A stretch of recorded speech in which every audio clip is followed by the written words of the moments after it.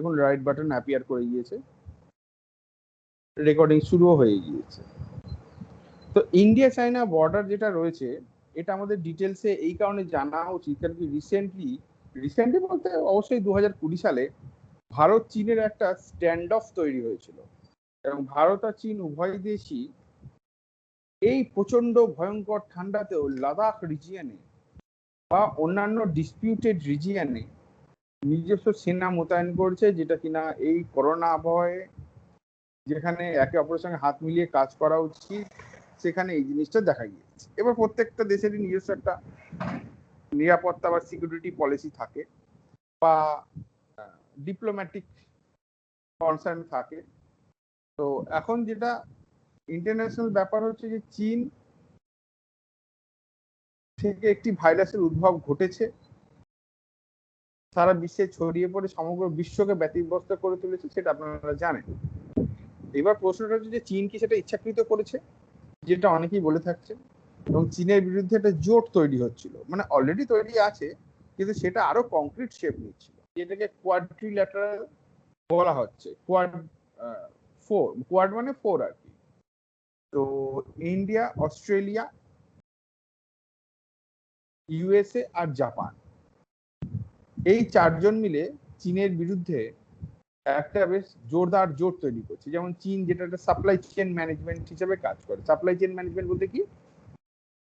Supply chain management বলতে বোঝানো হচ্ছে যে চীন থেকে মাল যায় বা চীনের পাশ দিয়ে আন্তর্জাতিক ব্যবসা যাচ্ছে, তো সেই জায়গায় যদি আমরা চীনটাকে রিপ্লেস করে ভারত সেই জায়গায় ম্যানুফ্যাকচারিং হাব হিসাবে নিজেকে প্রতিষ্ঠা করতে পারে, চীনে যত জিনিসপত্র তৈরি হচ্ছে সেগুলো যদি ভারতে তৈরি হতে পারে, আমি বলছি না হয়, হতে পারে, তো এইরকম সিচুয়েশন গুলো যদি সম্ভব হয় তাহলে সেক্ষেত্রে চীনের প্রভাবটা আন্তর্জাতিক বাজারে কমানো যেতে পারে।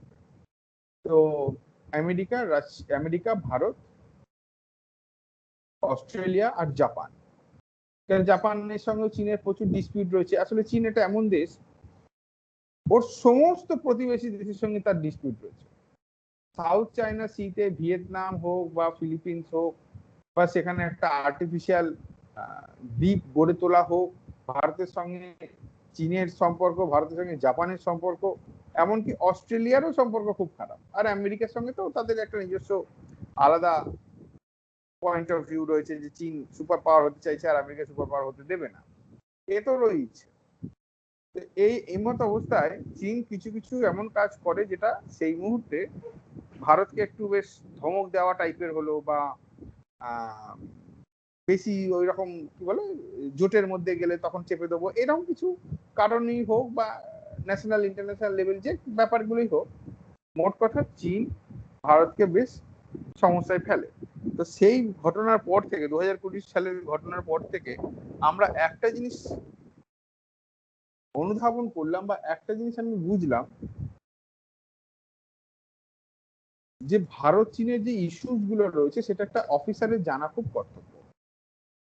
হ্যাঁ, আপনি বলতে পারেন যে একজন হয়তো মানে WBCS অফিসার যিনি রয়েছেন তিনি তো পশ্চিমবঙ্গে কাজ করবেন, ঠিক, কিন্তু একটা অফিসার যে এই বিষয়গুলো জানবে না বা একজন ইউপিএসসি অফিসারের তো আগে জানা উচিত। তো যেমন ধরুন আমাদের বর্ডারটা 3টে ভাগে ভাগ করা হচ্ছে, একটা হচ্ছে ওয়েস্ট, একটা হচ্ছে মিডল, আর হচ্ছে ইস্ট। এবার 3টে ভাগ কেন? তার কারণ ভারতের যে ধরুন এই ধরুন জম্মু কাশ্মীর এই যেটা আছে এরম ভাবে নামছে, এইখানটা নেপাল, তারপরে এখানটা সিকিম, তারপরে এখানটা ভুটান, ভুটানের পরে আবার এইদিকে গিয়ে অরুণাচল প্রদেশ এরকম ভাবে নামছে। তো এই যে ভুটান আর সিকিমের মাঝখানে যে জায়গাটা, নেপাল, ভারত আর চীনের ট্রাইজাংশন হিসাবে যে জায়গাটা, আর এই জম্মু কাশ্মীরের তো জায়গা যেটা রয়েছে সেখানে তো অনেকগুলো জায়গাতেই ডিসপিউট রয়েছে।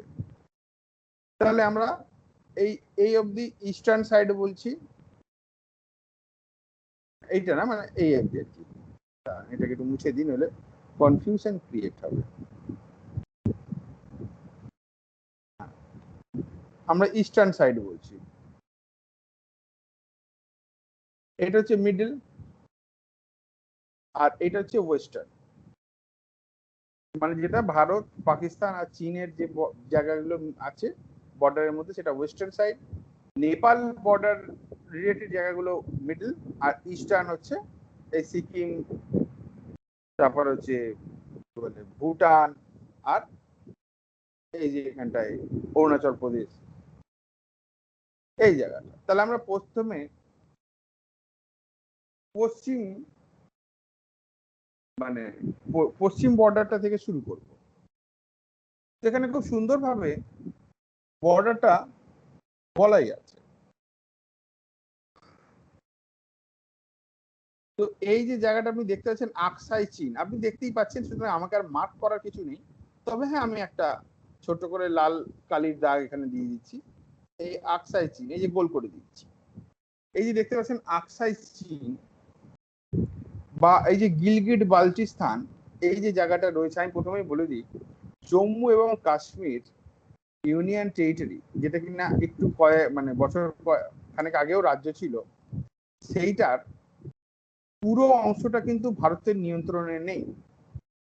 সেটা আমরা গল্প একটা দিন আলাদা বলবো, যখন ইন্ডিয়া আফটার ইন্ডিপেন্ডেন্স টপিক গুলো পড়ানো হবে। ভারত কি কি সমস্যার সম্মুখীন হলো, তার মধ্যে ভারত পাকিস্তান সম্পর্কের মধ্যে, বা ভারত পাকিস্তান সম্পর্ক যেটা কালকে বা হয়তো আজকেও পড়াতে পারি, সেটা তখন বলে দেবো।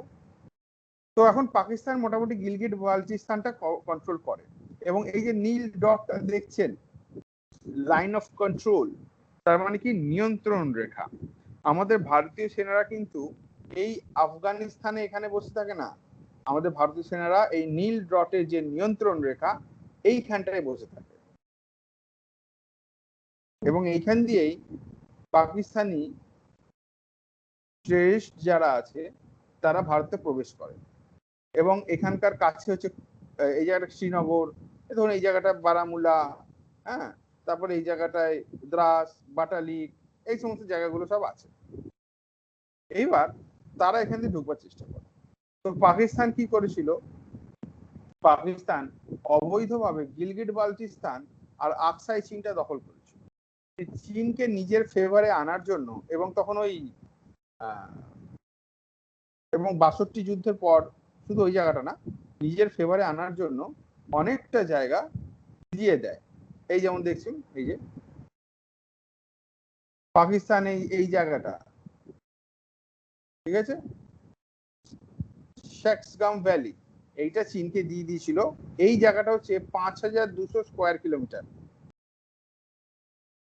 এইটা হচ্ছে ৫,২০০ স্কোয়ার কিলোমিটার এলাকা পাকিস্তান চীনকে ছেড়ে দেয়। আর চীন এটা ৬২ যুদ্ধের পর আকসাই চীন যে জায়গাটা আছে দখল করে নেয়।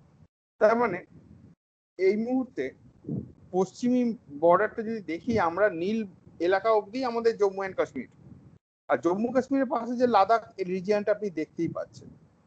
আচ্ছা, আরো একটা জিনিস বুঝুন, এই যে প্যাংগং সো লেক, টি এর উচ্চারণটা হবে না, প্যাংগং সো লেক যেটা রয়েছে, এই প্যাংগং সো লেকটা লাল কালি দেবো বলে মুছে দিলাম। এটা ভারত আর চীন দুটো দেশের মধ্যেই নিয়ন্ত্রিত। এবার এই জায়গাটা এতটা বেশি ডিসপিউটেড, ভারত বলছে না আমার, চীন বলছে না আমার, দিয়ে এই জায়গাটা রামসার সাইট হলেও প্যাংগং সো লেকটা রামসার সাইট, রামসার সাইট হওয়া সত্ত্বেও এইটাকে কোনো দেশের ওয়েবসাইটে দেখানো হয় না, বা এই রামসার সাইটটা অমুক দেশের নিয়ন্ত্রণে, এটা দেখানো হয় না।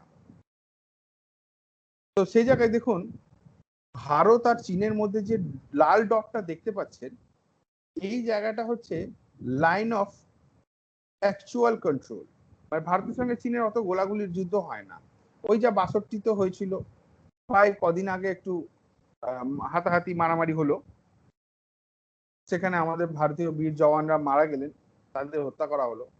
এবং রিটালিয়েশনে চীনেরও গোটা হয়তো মানে একটা আন্দাজ যে ভারতের হয়তো ২০, চীনের ৪০, তুম এক মারোগে তো হাম ৪ মারেঙ্গে, এরকম টাইপের কিছু একটা হয়েছে, কিন্তু এক্সাক্ট নাম্বার চীন তো বলে না।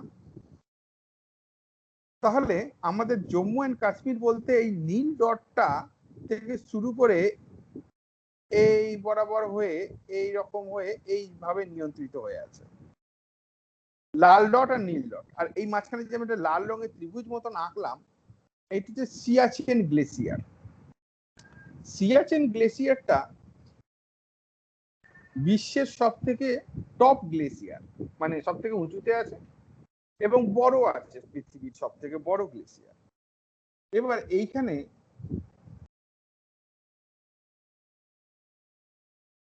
যে সমস্যাগুলো দেখা যাচ্ছে সেইগুলো নিয়ে আমরা একটু মানে আলোচনা করব।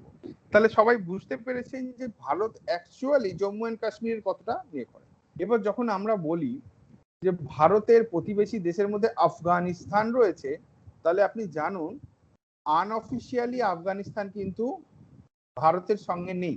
তার কারণই হচ্ছে এই জায়গাটা কন্ট্রোল করে পাকিস্তান। এই যে গিলগিট বালতিস্তান দেখছেন, কন্ট্রোল বাই পাকিস্তান, ঠিক আছে, পাকিস্তান নিয়ন্ত্রণ করে। তাহলে সুতরাং এবার যেহেতু আমরা কি বলছি যে জম্মু অ্যান্ড কাশ্মীর রাজ্যের পুরোটাই তারা ইনস্ট্রুমেন্ট অফ অ্যাক্সেশন মানে ভারত ভক্তির দলিলে স্বাক্ষর করে জম্মু কাশ্মীরের রাজা Hari Singh and supported by Omar Abdullah, তখনকার যে লিডার ছিল আর জনগণের লিডার, আর রাজা ছিল হচ্ছে হরি সিং।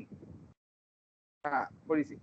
তো তারা যে স্বাক্ষর করেছিলেন তার মানে তারা পুরো জম্মু অ্যান্ড কাশ্মীর জায়গাটাই ভারতের সঙ্গে যুক্ত হয়েছিল। তো সেই হিসাবে পাকিস্তান দখল করে থাকলেও ওই জায়গাটা ভারতেরই জায়গা এবং আফগানিস্তান ভারতের প্রতিবেশী দেশ। তো আপনাকে যদি পরীক্ষায় জিজ্ঞেস করে যে ভারতের প্রতিবেশী দেশ কোনটা, আপনি ডেফিনেটলি আফগানিস্তান বলবেন। তার কারণ হচ্ছে আপনি ভারত সরকারের যেটা বক্তব্য আপনারও সেটাই বক্তব্য। এটা আলাদা বিষয় যে আপনি মোদিজিকে পছন্দ করেন বা করেন না, ভারতে গরিবি রয়েছে, করাপশন রয়েছে, এই ওই তার অনেক ইস্যু হতে পারে, কিন্তু ভারতের প্রতিবেশী দেশ আফগানিস্তান, ইয়েস ভারতের প্রতিবেশী দেশ আফগানিস্তান, কিন্তু সেটা কন্ট্রোলে নেই। কিছু কিছু পাকা রয়েছে যারা আর কি ওই খুব বেশি লিবারাল নিজেকে মনে করে, লিবারাল শব্দের মানে জানে না, নিজেকে মনে করে। তারা আবার যখন ভারতের ম্যাপ আজকাল দেখছি, কিছু কিছু বই, নিউজ চ্যানেল, হ্যাঁ, তারা ভারতের ম্যাপের মধ্যে না এই গিলগিট বাল্টিস্তান আর আকসাই চীনটাকে, হ্যাঁ, এই দুটোকে না ভারতের ম্যাপে দেখায় না। মানে কিরকম ভাবে ওই জায়গাটা দেখায় কিন্তু ওই জায়গাটা একটা আবছা করে রাখে, একটা ছাই ছাই কালার করে রাখে, যাতে ওই জায়গাটা না মানে মানুষ বুঝতে পারে যে ওই জায়গাটা ভারতের নিয়ন্ত্রণে নেই। হ্যাঁ, কিন্তু আপনি জানুন ভারতের নিয়ন্ত্রণে থাকুক বা না থাকুক এই জায়গাটা ভারতের মধ্যেই পড়ছে।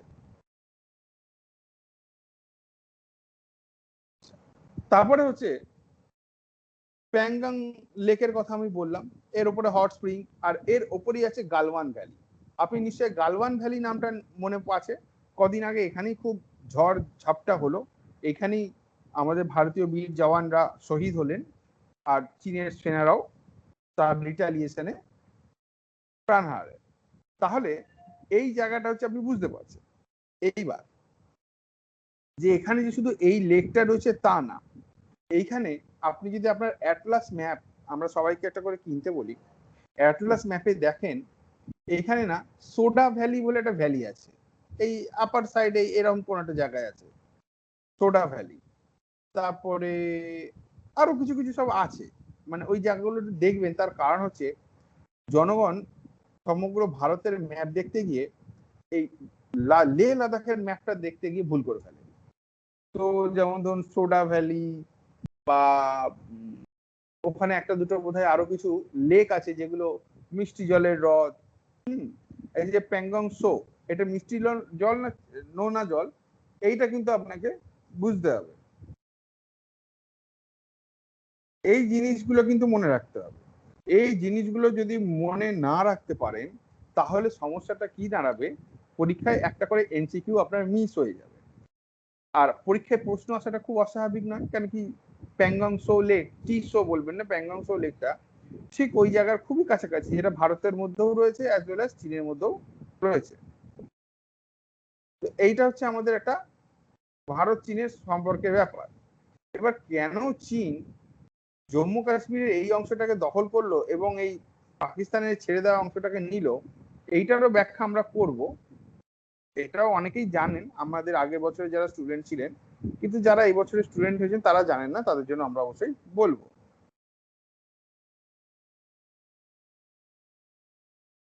তাহলে এলওসি মানে line of control which lies between India and Pakistan.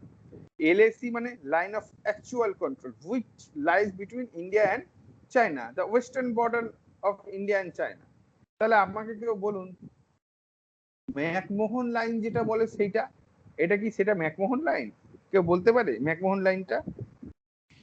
Sir ম্যাকমোহনটা sir এ না, ওই আপনার আফগানিস্তান সময় যে লাইনটা সেটা। এই আফগানিস্তানের এইখানটা যে লাইনটা সেটা ম্যাকমোহন? হ্যাঁ না, ম্যাকমোহন লাইনটা ভারত চীনের পূর্ব সীমানা। ভারতের যে পূর্ব সীমানাটা রয়েছে চীনের সঙ্গে, যেটা আমরা একটু আগে এখানে ছবিতে বলছিলাম, ইস্টার্ন বর্ডার, ওইটাকে ম্যাকমোহন লাইন বলে। এইটাকে লাইন অফ অ্যাকচুয়াল কন্ট্রোল বলে। স্যার বলছি 62 এর লড়াই যে সময়টা যে জায়গাটা দিয়ে হয়েছিল ওইটা না, ওই জায়গাটা? হ্যাঁ, এইখানেই তো যুদ্ধ হয়েছিল, 62 যুদ্ধ, এখানেই 62 যুদ্ধ হয়েছিল। এবং ভারত চীনের মধ্যে সীমানার এমন কিছু জায়গা আছে যেখানে চীন আক্রমণ করতেই পারে এবং ভারতকে সবসময় তৈয়ার থাকতে হয় আর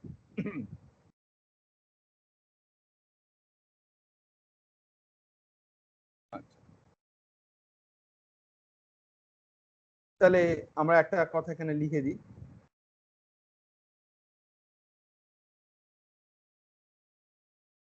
ইন্ডিয়া চায়না ওয়েস্টার্ন বর্ডার, যদি ছোট বড় সব মিলিয়ে লিখছি, আমারই এসব ভুলভাল লেখা হচ্ছে, এইটাকে বলা হচ্ছে লাইন অফ অ্যাকচুয়াল কন্ট্রোল। আর ইস্টার্ন বর্ডার সেটাকে বলা হয় ম্যাকমোহন লাইন। আমাদের ভারত চীন বর্ডার বলতে ম্যাকমোহন লাইনটাকেই বোঝায়, কিন্তু আমরা ইস্টার্ন সাইডটাকে বোঝাই। এরপরে এই যে জায়গাটা আছে নেপাল, এই যে লাল গোল করছি দেখতে পাচ্ছেন আশা করি আমি, এই যে লাল গোল করলাম, মিডল বর্ডার, যেটা নেপাল, চায়না আর ইন্ডিয়া। এবার চায়না বলতে এখানটা আপনি তিবেত বলছেন, ভারত সরকার তিব্বতকে চীনের অঙ্গ বলে প্রথমেই মেনে নিয়েছে। তো সুতরাং সেখানে ভারত সরকার আর কোনোদিনই এটা বলতে পারে না যে চীন ভারতের, চীন মানে তিবেত চীনের অংশ নয়। ওই 60-62 দিকেই, তখন না, মানে তারও আগে 55 পঞ্চশীল নীতি যখন ঘোষণা হয়েছিল তখনই মনে নিয়েছিল। পঞ্চশীল নীতি আর কিছুই না, 5খানা নীতি সহাবস্থানের ক্ষেত্রে, যেমন আমি আর আমার প্রতিবেশী থাকি 5খানা নীতি নিয়ে। 5খানা নীতির মধ্যে যে 2-3টে আমার আপাতত মনে পড়ছে সেগুলো বলে দিচ্ছি। এক হচ্ছে কি, পাশাপাশি শান্তিপূর্ণভাবে অবস্থান, একে অপরের আভ্যন্তরীণ বিষয়ে না গলানো, স্টেটমেন্ট না দেওয়া। কেউ কিছু বলতে চাইছেন মনে হচ্ছে, মাইক ওপেন করেছেন।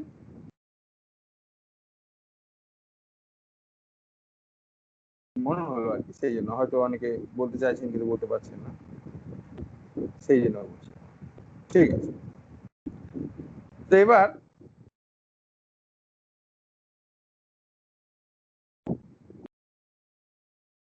পঞ্চশীল নীতির যে ব্যাপারগুলো ছিল, যে একে অপরের শান্তিপূর্ণ সহাবস্থান, একে অপরের অভ্যন্তরীণ বিষয়ে নাক না গলানো, তারপরে কি বলে ডেমোক্রেটিক বা এই সমস্ত বিষয়, পঞ্চশীল নীতিটা আমাদের অবশ্যই জানতে লাগবে। আপনাদের দুটো মনে পড়লো, আর 3টে একটু ইন্টারনেটে দেখে নেবেন। পঞ্চশীল নীতি লিখে দিই, নাহলে পরে খেয়াল থাকবে না। পঞ্চশীল নীতি ভারত চীনের মধ্যে ছিল, যেটা নীতি অসার, এই নীতিতে কোনো কাজ হয়নি, তার কারণ ভারত আর চীনের মধ্যে যুদ্ধ হয়েছিল। নীতি যদি যথাযথ কাজ করতো তাহলে যুদ্ধটা হতো না।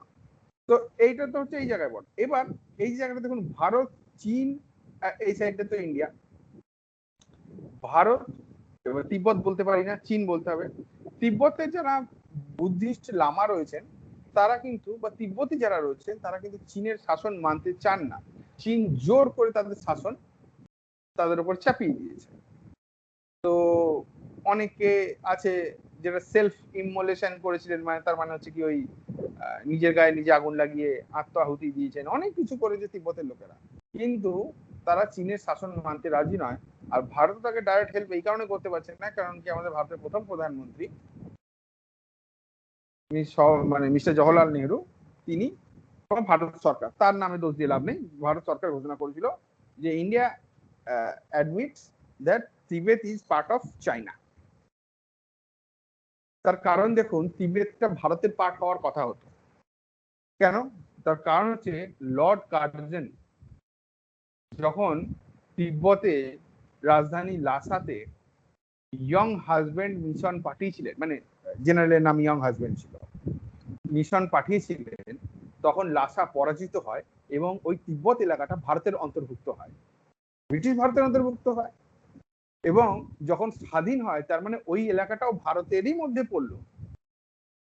তো ভারত সরকার তখন এক্সট্রা টেরিটোরিয়াল রাইটস ছেড়ে দিয়েছিলেন। এক্সট্রা টেরিটোরিয়াল রাইটস মানে কি, নিজের সীমানার বাইরের যে এলাকাটা সেটাও যে আমার, এই এক্সট্রা টেরিটোরিয়াল রাইটসটা ছেড়ে দিয়েছিল। নইলে তিব্বতের অনেকটাই অংশ অ্যাটলিস্ট লাসা পর্যন্ত চুক্তির মাধ্যমে ব্রিটিশ ভারত সরকার অধিগ্রহণ করে নিয়েছিলেন। তেমনি ভাবে পাকিস্তানের ওপাশে আফগানিস্তানেরও কিছুটা জায়গা দখল ছিল, তেমনি ভাবে এইদিকে মায়ানমারেরও কিছু দখল ছিল। কিন্তু ভারত সরকার ঘোষণা করলেন যে যেহেতু আমরা নিজেরা একটা জাতির পরাধীন ছিলাম এবং সেইখান থেকে আমরা মুক্তি লাভ করেছি, আমরা চাই না অন্য দেশের মানুষরাও আমাদের পরাধীন থাকুক। তাহলে পার্থক্যটা কি হলো? না হলে আপনি জানুন মায়ানমারেরও কিছুটা পার্ট আমাদের মধ্যে আসতো, তিব্বতও কিছুটা পার্ট আমাদের মধ্যে আসতো। এখন আর বলে লাভ নেই, আমাদের সব অনেক আইডিয়াস ছিল, আমাদের অনেক নীতি ছিল, সেগুলো আমরা মেনে চলেছি। ওই জন্য ভারতকে ভারত বলা হয়। ভারতের একটা বড় বৈশিষ্ট্য হচ্ছে যে ভারত আজ পর্যন্ত কোনো দেশকে আক্রমণ করেনি, আত্মরক্ষাই নিশ্চয়ই করেছে আত্মরক্ষা, কিন্তু India with past experiences has never attacked any country. এবার আপনি বলুন স্যার কেন এই পাকিস্তানে গিয়ে যেটা এটা করলো, কি বলে কি কি যেন বলে ওটাকে, পাকিস্তানে গিয়ে করলো, পাকিস্তানের বর্ডারে ঢুকে ওটা করলো নিজের আত্মরক্ষার জন্য, তা না হলে আবার ওখান থেকে, হ্যাঁ হ্যাঁ ওই স্ট্রাইকটা, তাহলে আবার ওখান দিয়ে কিছু আতঙ্কবাদীরা এসে যেত, দিয়ে আমাদের দেশের সেনা ছাউনিতে এই সমস্ত গুলো আবার করতো। তো সেই জন্য আমাদের কিছু করতে হলো, যদিও তাতে আতঙ্কবাদীরা থামছে না, প্রবলেম অন্য জায়গায় ক্রিয়েট হচ্ছে। কিছু লোক আছে ফেসবুকে, এবং পার্টিকুলারলি আমি একটি নিউজ চ্যানেলের নাম এখন নেব না, কেন অনেক বড় প্রধানমন্ত্রীর সঙ্গে হাই হ্যালো করে লোকটা, খুব India six revenge, India six revenge বলে তারা খুব প্রচার চালাবে। তো সেই ধরনের মতবাদের লোকগুলো তারাও খুব হ্যাশট্যাগ ইন্ডিয়া সিক্স রিভেঞ্জে অনেক কিছু টুইটারে লিখলো, এই ওই তাই কত কি হলো, কিন্তু এইটা বুঝতে পারছে না আপনি সেই শত্রুকে কিভাবে থামাবেন, যে শত্রু is ready to blow himself up. Simple ভাষায় বলতে গেলে মানব বোমা, তারা মানব বোমা হিসাবে আসছে, নিজেকে নিজে উড়িয়ে দিচ্ছে। এবার সেই শত্রুকে আপনি কিভাবে থামাবেন? তারপরে আপনি কি বললেন যে ফেসবুকে কিছু কিছু নেতাও এর জন্য দায়ী আছে, এমনি এমনি না।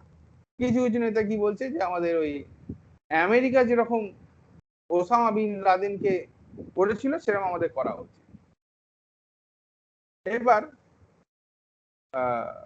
তারা পাঠানকোটে হামলা করলো, ঠিক আছে, তো আমরা উড়ি সার্জিক্যাল স্ট্রাইক করে আমরা আমাদের বদলা নিলাম, ঠিক আছে, খুব ভালো কথা।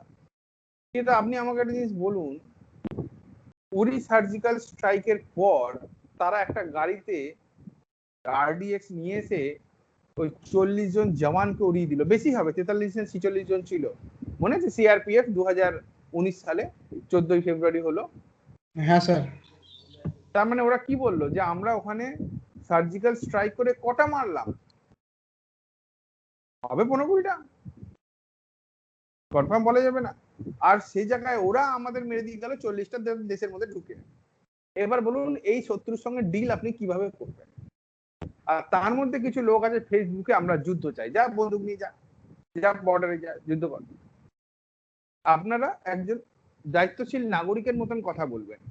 রাগ কি আমাদের হয়নি? নিশ্চয়ই হয়েছে, কতগুলো প্রাণ, নিশ্চয় আমরা রাগ, কিন্তু ওই রকম স্টেটমেন্ট দেওয়া আর ওরকম সার্জিক্যাল স্ট্রাইক করা, তার মানে হচ্ছে আমি যদি ওখানে 4টে মারি ও এখানে এসে 8টা বা 10টা মারা, পুরো ক্রেজি কান্ট্রি। ধর্মের নামে হোক, জিহাদের নামে হোক, বা আদারওয়াইজ কারণে হোক, তাদের মাথা পুরো ব্রেন ওয়াশ করে দিচ্ছে, এবং তারা জানছে যে তারা ওখানে ভারতে এসে আক্রমণ করলে তারা মরবে, তাও আক্রমণ করছে। তাহলে বলুন যে নিজে মরতে প্রস্তুত তাকে আপনি কিভাবে কি ভয় দেখাবেন, কি আটকাবেন? আর তার মধ্যে আমাদের তো লোকজন রয়েছে, ইন্ডিয়া সিক্স রিভেঞ্জ, যা বেটা বন্দুক নিয়ে বর্ডারে যা, আমার সেনাগুলো মরে যাবে, আমি ইয়ে করবো, যা গিয়ে সেসব আলাদা বিষয়। তো আমরা ভারত চীনের যে জায়গাটা ছিলাম, ওই জন্য কিছু লিখবার আগে কিছু বলবার আগে না মুখটাকে বন্ধ রাখবেন 10 মিনিট, ভাববেন যে সেটা বলা উচিত কি উচিত না। হ্যাঁ, এবার কি আপনি রাজনৈতিক নেতা, আপনি দিলুদা, হ্যাঁ, বা ওই বিপ্লব বিপ্লব কি বললো না, ওই হাঁস যখন জলের মধ্যে সাঁতার কাটে সেখান দিয়ে অক্সিজেন বেরোয়, ওটা ঠিক আছে, ওটা ঠিক আছে, চলো, ওটাতে কিছু এফেক্ট হচ্ছে না। কিন্তু এই ধরনের ইন্টারন্যাশনাল ইস্যু নিয়ে যদি কথা বলেন বুড়বকের মতন, তাহলে গিয়ে সমস্যায় পড়তেই হবে। আর সমস্যাতে কে মূল্য চোকাবে? আমাদের। তাহলে যারা আমাদের পলিসি মেকারস রয়েছে, যে কি করে পাকিস্তানকে এক ঘরে করা যায়, কি করে পাকিস্তানকে সেট করা যায়, সেটা তারা করছে না। স্যার আমি তো দেখতে পাচ্ছি না। দেখতে আপনি পাবেন না, একটু নিউজ পেপার পড়তে হবে। যেমন পাকিস্তানের আর্থিক অবস্থা খুব খারাপ এবং অন্যান্য দেশ যাতে হেল্প না করে তার জন্য গ্রে লিস্ট, ঠিক আছে, গ্রে লিস্ট মানে হচ্ছে পাকিস্তান যে সমস্ত দেশগুলো আতঙ্কবাদী সংস্থাকে টাকা দেয় তাদের আইএমএফ এর তরফ থেকে, আইএমএফ তো না, ওই ইন্টারন্যাশনাল কি মনিটারি কি একটা আছে, যারা এই জিনিসগুলোকে দেখে, আমার নামটা মনে পড়ছে না এই মুহূর্তে, তারা ওইটাকে পাকিস্তানকে গ্রে লিস্টে রেখেছে। ব্ল্যাক লিস্টে রেখেই দিতে চীন আপত্তি জানিয়েছে। Black list FATF, financial action task force, তো এফএটিএফ পাকিস্তানকে গ্রে লিস্টে রেখেছে। ব্ল্যাক লিস্টে রাখা মানে সেখানে একটা পয়সা কেউ দেবে না। এবার ভারতের সঙ্গে সৌদি আরবিয়ার সম্পর্ক ভালো, সৌদি আরবিয়া ভারত পাকিস্তানকে বোধহয় 20 বিলিয়ন ইউএস ডলার দিচ্ছিল, কারণ কি আমেরিকা পাকিস্তানকে হেল্প দেওয়া বন্ধ করে দিল। তখন সৌদি আরবিয়ার সঙ্গে ভারতের এমন কূটনীতি হলো, সৌদি আরবিয়া বললো যে আমাকে এবার টাকা ফেরত দাও। পাকিস্তান তখন চীন থেকে নিয়ে টাকা ফেরত দিল। একমাত্র চীনই আছে যে পাকিস্তানের লোকের খাওয়া পড়া সবকিছু মেনটেন করে, চীনে শুষে নিচ্ছে না তা নয়, কিন্তু বর্তমানে এইগুলো হচ্ছে কূটনীতি। যদি টাকাই না থাকে তাহলে ওই আতঙ্কবাদী রিক্রুট করে আর কিছু করতে পারবে না। আপনাকে ওইভাবে মারতে হবে, হাতে না মেরে ভাতে মারতে হবে, কারণ হাতে মারা যাবে না। এই জন্য পলিসি মেকার্স আছে, জন্য আলাদা জায়গা আছে। Who cares? War mongering middle class of India সব ফেসবুকে যুদ্ধ করবে, ফেসবুকেই যাও, ফেসবুকে না, অরিজিনাল মাঠে এসো খোকা। যাক গিয়ে, এবার আমরা যেখানে বলছিলাম ইন্ডিয়া, নেপাল আর তিবেত বা চায়না, এই তিনটে দেশে যে ট্রাইজংশন রয়েছে, যে জায়গাটাকে আমি লাল দিয়ে গোল করেছি, এই জায়গাটাকে বলা হচ্ছে কালা পানি। এটা কালো কালি দিন না, কালো কালি হয়ে গেছে, আমরা এবার একটা অন্য কালি দিয়ে দিব, কালা পানি।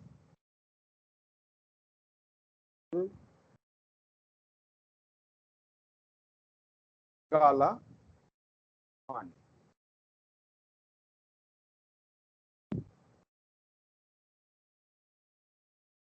এবারে কালা পানিটা এত ফেমাস কেন না, এখান দিয়ে অ্যানুয়াল মানসরোবর যাত্রা যায়। মানসরোবর যাত্রা, হ্যাঁ লিখে রাখি, মানসরোবর যাত্রা এখান দিয়ে যায়। হ্যাঁ, অ্যানুয়াল মানসরোবর। চীনে যেটা সেই রয়েছে না, মানসরোবর কোথায় যায়? মানসরোবরই যায়, তাই তো মানসরোবর যাত্রা নাম হয়েছে, ঠিক আছে। এবার এই জায়গাটা তো আবার কিছু ডিসপিউট আছে। স্যার এটা স্যার কৈলাস, স্যার কৈলাস মানসরোবর। হ্যাঁ, কৈলাসে মানসরোবর যায়, ঠিক। কিন্তু কালাপানি জায়গা যেটা রয়েছে, যেটা 1962 সালে ভারত চীন যুদ্ধের পর থেকে এই কালাপানিটা স্ট্র্যাটেজিক্যালি এমন একটা পজিশন, যে জায়গাটায় চীন এসে গেলে ভারতের যে কোনো মুহূর্তে ঢুকবে এবং ঢুকে ভারতকে ব্যতিব্যস্ত করবে। এবং এই রাস্তা দিয়ে ভারতে ঢুকেছিল 62 যুদ্ধে, বা এখান দিয়েও ঢুকেছিল, অস্বীকার করার জায়গা নেই, মানে এখান দিয়েও ঢুকেছিল। হ্যাঁ, এই যে এই জায়গাগুলো, এখানে যুদ্ধ হয়েছিল কিছুটা 62 সালে। তারপরে এই সাইডে, মানে এই সাইডে বলতে আমি এই জায়গাটা বোঝাচ্ছি, পুরো ম্যাপটা তো ওখানে নেই, এখানে কালাপানির এই জায়গাটা। তো ভারত সরকার কি করেছে, কিছুটা স্ট্র্যাটেজিক্যালি পজিশন ওই জায়গাটা ভারতের নিয়ন্ত্রণে রয়েছে। এবার নেপাল অনেক দিন ধরে, মানে সেই 62 পর থেকেই বলে আসছে যে আমরা একটা আলোচনা চাই ভারত সরকারের সঙ্গে, কি না ওই জায়গাটা ভারত সরকার কবে খালি করবে। এটা নেপালের দাবি যে কালাপানিটা তাদের এলাকা, এবং তারা হিস্টোরিক্যাল সেই সগৌলিক চুক্তির কথা উল্লেখ করে 1816 সালে যে চুক্তি হয়েছিল, যে চুক্তির মাধ্যমে ভারত, মানে ব্রিটিশ ভারত সরকার আর ওই নেপালের মধ্যে যে চুক্তি হয়েছিল, সেখানে ব্রিটিশ ভারত সরকার অ্যানাউন্স করেছিল যে না, that place belongs to Nepal. তো যাই হোক, ভারত সরকার বলছে ঠিক আছে আলোচনা করবো, তো চিন্তা করার কি আছে, এই ওই তাই আলোচনা আর হচ্ছে না। মানে সব বিষয়ে আলোচনা হয়, পেট্রোল দেবো, তেল দেবো, জল দেবো, সব দেবো, কিন্তু ওই জায়গাটা আলোচনা আর হচ্ছে না। এবার তারপরে 2020 সালে নেপাল সরকার আলটিমেটাম দিল, না এবার আলোচনা করতেই হবে। তো ভারত সরকার বলছে এখন তো করোনা চলছে, এখন কি আলোচনা করবো? নেপাল বলছে কেন, ভার্চুয়ালি সবকিছু আলোচনা হচ্ছে, প্রধানমন্ত্রী ভার্চুয়ালি সব দেশের সঙ্গে আলোচনা করছেন, আর আমাদের এই আলোচনা করলেই সমস্যা। তো যাই হোক, ভারত সরকার আলোচনা করলো না। এবার নেপাল কি করলো, তারা একটা পার্লামেন্টে অফিসিয়াল ম্যাপ প্রেজেন্ট করলো। অফিসিয়াল ম্যাপে নেপাল সরকার দাবি করলো যে এই কালাপানি এলাকাটা তাদের বলে, তারা একটা অফিসিয়াল ম্যাপ জারি করে দিল এবং পার্লামেন্টে সর্বসম্মতিক্রমে গৃহীত হলো। কিন্তু জায়গাটা ভারতের নিয়ন্ত্রণেই আছে, কিছু করার নেই। ওই জায়গাটা আমাদের, একটা হচ্ছে অ্যানুয়াল মানসরোবর যাত্রা, দ্বিতীয় কথা হচ্ছে স্ট্র্যাটেজিক পজিশন। ওই জায়গা যার নিয়ন্ত্রণে থাকবে সেটা সেই জিনিস। এবার আরেকটা জিনিস আমরা এখানে বলা হয়নি, এই যে দেখছেন সিয়াচেন গ্লেসিয়ার, এই যে Siachen glacier controlled by India, এই সিয়াচেন গ্লেসিয়ারটা বিশ্বের সব থেকে উঁচু গ্লেসিয়ার। এখানে টেম্পারেচার বোধহয় -47 না 56 শীতকালে, আর গরমকালেই বোধহয় -4-5 থাকে। এখানে অক্সিজেনের এত অভাব হয় যে মানুষের শরীরে, আমি আপনাকে বলছি, যাদের যাদের করোনা হচ্ছে তাদের ওই যেহেতু ফুসফুসে সংক্রমণ হচ্ছে, তো অক্সিজেনটা না সারা দেহে এবং ব্রেনে পৌঁছাতে পারে না। তো অনেকের দেখা যাচ্ছে করোনার ফলে যে তাদের একটু স্মৃতিশক্তিতে প্রবলেম হচ্ছে, কারণ কি ব্রেনে যদি ঠিক করে অক্সিজেন না যায়, আপনার ব্রেন সেলস গুলো কাজ করে না। মনে রাখবেন, করোনা বা না করোনা, মানে নর্মাল টাইমেও যদি ব্রেনে অক্সিজেন না যায় বা অক্সিজেন শরীরে কম ঢোকে, তাহলে ব্রেন মানে আপনার ব্রেন তো সবকিছু নিয়ন্ত্রণ করে, যখন তখন অক্সিজেন কম হচ্ছে, ও সবার আগে কি করে, আননেসেসারি ফাংশনস গুলোকে শাটডাউন করে দেয় ব্রেন। এবং আননেসেসারি ফাংশন বলতে স্যার আপনার মেমোরি, যত অক্সিজেন কম যাবে তত আপনার মেমোরি লস হবে, আপনি রিকল করতে পারবেন না। হ্যাঁ হ্যাঁ হ্যাঁ এসেছিল কিন্তু আমার মনে নেই কি ব্যাপারটা হচ্ছে, এইটা হচ্ছে ওয়ান অফ দ্য রিজন। তো এই সিয়াচেন গ্লেসিয়ারের সেই অবস্থা, অক্সিজেন খুব কম থাকে। তো ওইখানে মানুষ 1 বছর তো থাকে না বোধহয়, বা হয়তো 6 মাস 4 মাস, যে কয় মাসই ওখানে ট্রেনিং, বা ট্রেনিং তো না মানে পোস্টিং থাকে, যখন সেখান থেকে সেনা নামে সমতল ভূমিতে, তাকে 1.5 থেকে 2 বছর মাফ করে দেওয়া হয়। এই কারণে মানে তাকে কোনো একটা অর্ডার দিল, সে পালন করলো না। তার কারণ হচ্ছে সে সিয়াচেনে ছিল, তার অক্সিজেন লেভেল ব্রেনে এতটাই কম গিয়েছে যে ওই নর্মাল লেভেলটা আসতে তার 1.5 থেকে 2 বছর টাইম লেগে যায়। মানে সে যদি কোনো অর্ডার পালন না করে, তাকে ক্ষমা করে দেওয়া হয়, যে না সে ওই জায়গাটায় ছিল। তো এখানে পরিস্থিতিতে, এবং সিয়াচেন গ্লেসিয়ার এত ভয়ঙ্কর, ওখানে শীতল বায়ুটা এত ভয়ঙ্কর, যখন কেউ ইনহেল করে শীতল বায়ু, মানে বাই চান্স যদি ওখানকার শীতল বায়ুটা ইনহেল হয়ে যায়, তাহলে ফুসফুসটা ভেতরে গিয়ে ওই শীতল বায়ুটা না বরফ করে দেয় ফুসফুসটাকে। মানে ফুসফুসটা যেরকম ফুলছে আবার কমে যাচ্ছে, এরকমই তো করে ফুসফুসটা, ওইটা বন্ধ হয়ে যায়, ফুসফুস আর ওটা করতে পারে না, তখন শ্বাসকষ্টে মানুষ মরে যায়। তাহলে স্যার কি হয়, লোকে কি কোনো শ্বাস নেয় না? ওই কোন রকম ভাবে নাকে মুখে অনেক কিছু দিয়ে যাতে ওই শীতল বায়ুটা প্রবেশ না করে, কিন্তু তাও ঢুকে পড়ে। প্রত্যেকটা দিন সিয়াচেন ব্যাটেলফিল্ডে ভারতের 2টো করে সেনা আর পাকিস্তানের 1টা করে সেনা মারা যায়, যুদ্ধ করে না, ওই ফুসফুস, ওই কারণে প্রত্যেকটা দিন এভরিডে। যদিও খবরগুলো ভারত সরকার আসতে দেয় না, কিন্তু এগুলো মোটামুটি আপনার জেনে রাখা উচিত, কিছু করার নেই। এবং হিউজ অ্যামাউন্ট খরচ হয়। এবার কথা হচ্ছে, এত খরচ করে সিয়াচেন গ্লেসিয়ারে সেনা রাখার কারণটা কি কেউ বলতে পারে? মানে আমি বলেই দেবো, তবু একটাবার জিজ্ঞেস করে কেউ। হ্যাঁ স্যার, ওই যেটা সিয়াচিন আছে, হ্যাঁ ওর মানে উচ্চতা সব থেকে বেশি, মানে ওইখান থেকে আপনার এই মানে চীনকে কন্ট্রোল করা যায়, আকসা চীনকে, আবার এদিকে স্যার পাকিস্তানকে কন্ট্রোল করা যায়, তার জন্য মানে সব এক্স্যাক্টলি কন্ট্রোল বলাটা ভুল হবে, এক্স্যাক্টলি কন্ট্রোল বলাটা ভুল হবে, নজর নজর রাখা যায় আর কি। এটা একটা কারণ আছে, আরো একটা কারণ আছে, এটা ছাড়া আর একটা কারণ আছে। স্যার ওই কাশ্মীরে মানে ভারতে আক্রমণ করাটা অনেক সহজ হয়ে যাবে ওদের, যেহেতু ওটা সব থেকে উঁচু, তো ওরা একদম সে উঁচু জায়গা থেকে নিচে মানে ওই আর কি অবজার্ভ করাটা অনেক বেশি ইজি। তো আমাদের ভারতের জন্য অনেকটা টাফ সিচুয়েশন এটাতে হয়ে যেত। তো সেই কারণেই ওই মানে সিয়াচেন নিয়ে ওই যুদ্ধটা আর কি হয়েছিল, অপারেশন মেঘদূত। তারপরে তো আমাদের ইন্ডিয়া ওটা মানে আমাদের অপারেশন মেঘদূত কত মানে সালে হয়েছিল? সোলজার, এটা মনে নেই স্যার। 84-তে কিন্তু কিন্তু হয়েছিল, হ্যাঁ 84-তে হয়েছিল, 84। হ্যাঁ, আমার আমার এটা মনে নেই, কিন্তু আচ্ছা, অপারেশন না মেঘদূতের ফলে যে ঠিক এটা ইয়ে হয়েছিল এটা আমি জানি। বুঝতে পেরেছি। এবার দেখুন, যেটা ন্যাশনাল হাইওয়ে আছে শ্রীনগর দিয়ে যায়, কার্গিল দিয়ে যায়, এইখান দিয়ে গিয়ে লেতে ঢোকে হাইওয়েটা। এইবার যদি যেমন গরমকালে আগে মানে শীতকালে কি চুক্তি ছিল যে ভারত আর পাকিস্তান উভয়ই এই জায়গাটাকে ত্যাগ করবে, শীতকালে ত্যাগ করে নেমে আসতো, পাকিস্তানের সেনাও সরে যেত, ভারতের সেনাও সরে যেত, গরমকালে আবার আসতো। কিন্তু একটা বার কি হলো, ভারতীয় সেনা নেমে আসলো ঠিকই, কিন্তু পাকিস্তানি সেনা নামলো না, এবং পাকিস্তানি সেনা হ্যাঁ এই অবধি চলে আসলো, এবং তারা এই জায়গাটা এই রাস্তাটাকে খুব দখল করলো। দখল করলো বলতে কি, এখান থেকে কোনো গাড়ি গেলে গুলি গোলা বা মারামারি এই সমস্ত হচ্ছে। তার মানে কি হলো, শ্রীনগর থেকে লে যাওয়ার কোনো উপায় হচ্ছিল না। আর যদি লেটা না যাওয়া যায় তাহলে কি হবে, এই লেটাকেও চীন দখল করে নিতে পারে। তো এই অবস্থায় তখন ভারতীয় সেনা বুঝলো যে এই জায়গাটাকে আমাকে দখল করতেই হবে। তখন 99 সালে কার্গিলের ওয়ার হলো। ওই সময়কার কথা বলছি, যে সময় পাকিস্তান সেনা সরায়নি শীতকালে, দিয়ে এই জায়গাটা দখল করে নিয়েছিল। আর ম্যাডাম ঠিকই বললেন, জায়গাটা উঁচু, এর ফলে নিচু থেকে উঁচুতে যুদ্ধ করা খুব মুশকিল, কিন্তু উঁচু থেকে নিচুতে টাক করে মারা বা এই জায়গাটা, তো এই হাইওয়েটাকে ডিক্লট করবার জন্য যুদ্ধটা হয়েছিল। প্রচুর ভারতীয় সেনা মারা গিয়েছিল, প্রচুর ভারতীয় সেনা মারা গিয়েছিল, এমনি এমনি না। সেই ঘটনা থেকে শিক্ষা নিয়ে ভারত সরকার আর শীতকালের এই কমায় না। আর একবার যদি এবার এই মুহূর্তে ভারতীয় সেনা এখান থেকে সরে যায়, পাকিস্তান আর চীন দখল করে নেবে, কারণ চীনের এখন যা পজিশন আছে, চীন এই জায়গাটা দখল করে নেবে। তখন কিন্তু আর কিচ্ছু করা যাবে না। আপনি জানুন, লে and Ladakh out of the map হয়ে যাবে।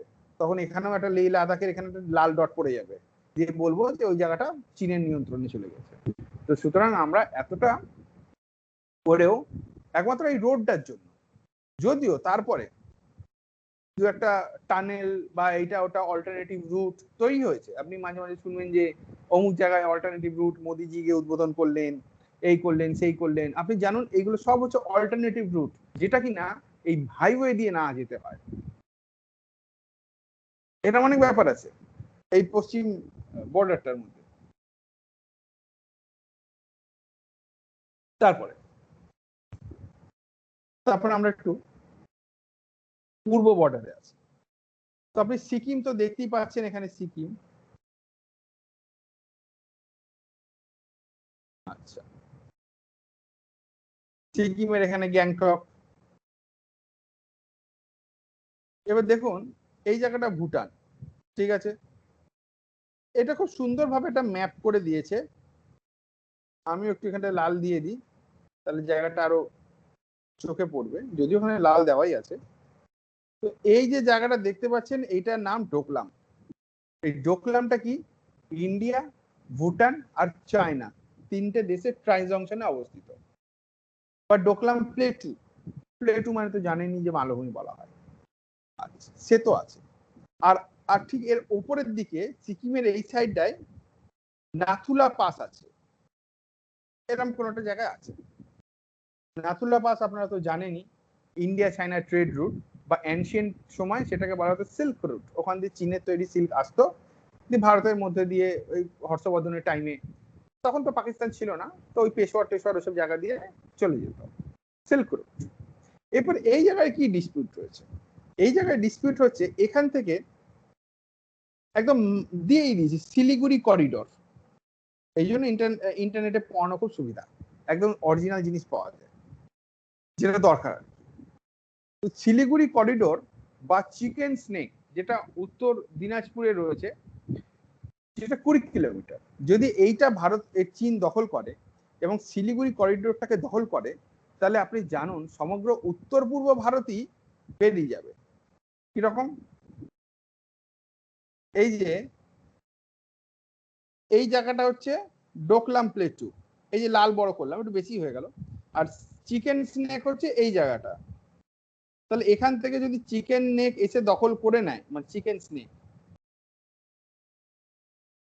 দখল করে নেয়, তাহলে ভারতীয় সেনার মুভমেন্ট এইখান দিয়ে গিয়ে আসাম ও অরুণাচল প্রদেশ, বা এই যেমন এই জায়গাটা হচ্ছে ত্রিপুরা, মিজোরাম, মণিপুর, না হ্যাঁ মণিপুর, নাগাল্যান্ড, হ্যাঁ এটা আসাম, এই উপরে হচ্ছে অরুণাচল প্রদেশ। তো এই জায়গাটা পুরোপুরি মানে আপনি জানুন এইখান থেকে শুরু করে এই পুরো জায়গাটা ভারতের ম্যাপ থেকে না আউট হয়ে যাবে। কেন? তার কারণ ভারতীয় সেনা তো যেতে পারবে না। আর বাংলাদেশ যদি ভারতকে যেতে না দেয়, যদি বলে যে না আমি ভারতীয় সেনাকে বাংলাদেশ দিয়ে পাস হতে দেব না, আপনি কিচ্ছু করতে পারেন না। তাহলে এই যে জায়গাটা রয়েছে, কোন জায়গাটা? ডোকলাম প্লেটু। চীন বলছে যে ডোকলাম প্লেটু তো ভারত আর ভুটানের মধ্যেকার ব্যাপার। তার কারণ এই এলাকাটা দেখুন ভুটানের ভেতরেই আছে জায়গাটা, যদিও ট্রানজাকশন। তো বলছে এই জায়গাটা আমরা কন্ট্রোল করবো, এবং যদি কোনো ডিসপিউট হয় চীন আর ভুটানের মধ্যে কথা হবে, ভারত কেন এখানে আছে? এবার ভারত আর ভুটানের মধ্যে বন্ধুত্বপূর্ণ সম্পর্ক এবং চুক্তির কারণে ভুটানের যে সীমানা রয়েছে চীনের সঙ্গে, মানে এই যে সীমানা, এই যে জায়গাগুলো, এই পুরো সীমানাটা ভারতীয় সেনারা ওখানে পার্মানেন্ট বাংকার বানিয়ে বসে আছে। তার জন্য ভুটান সরকারকে কোনো পয়সা দিতে হয় না। ভুটান সরকার নর্মালি থাকে, ভারতীয় সেনা ওইখানটায় থাকে, তার কারণ ভুটানের নিরপেক্ষতা যেন রোধ হয়। আর যখনই ওখানে কোনো ডিসপিউট হয়, আপনি জানুন এই ডোকলাম প্লেটু এই জায়গাটা নিয়েই হয়। চীন এই জায়গাটা ভীষণ ভাবে দখল করতে চায়। এই জায়গায় যুদ্ধাভ্যাস চলছে। রিসেন্ট খবর যেটা বলছি, সপ্তাহ বা 10 দিন আগের খবর বলছি, যে এখানে যুদ্ধ অভ্যাস যেটা চীন চালাচ্ছে ডোকলাম প্লেটুর এখানে বা ওই গালওয়ান ভ্যালির কাছাকাছি, মানে ভারত চীন বর্ডারের বিভিন্ন জায়গায় জায়গায় চীন এখন এরকম যুদ্ধ অভ্যাস চালাচ্ছে। আর ভারত এখন, মানে এখন তো কম হয়ে গেছে, কিছুদিন আগেও 4 লাখ 4.5 লাখ করে কোভিড পেশেন্ট নিয়ে, অক্সিজেন নেই, এই নেই, ভারত এখন এই জায়গায় পড়ে আছে। তো যাই হোক, এখন এই কারণে পূর্ব দিকের যেটা রয়েছে, এবার এই পরের ম্যাপটা দেখুন। পরের ম্যাপটা দেখুন, এখানে একটা জায়গায়, মানে এটা নিশ্চয়ই কেউ আমাদের মতন পড়ানেওয়ালা পার্টি এটা আপলোড করেছে। এখানে দেখুন একটা তাওয়াং দেখতে পাচ্ছেন, তাওয়াং। আমি একটু লাল দিই, এই যে তাওয়াং, একটু বড় করার চেষ্টা করছি।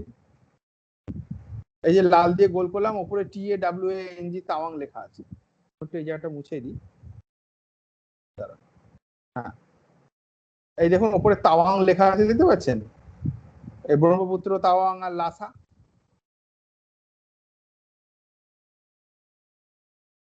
স্ক্রিনে কি আসছে কি আসছে না? হ্যাঁ স্যার, দেখতে পাচ্ছি। ঠিক আছে। তো এই যে তাওয়াং রয়েছে, এই তাওয়াং সম্পর্কে কারো কাছে কোনো আইডিয়া আছে কিছু?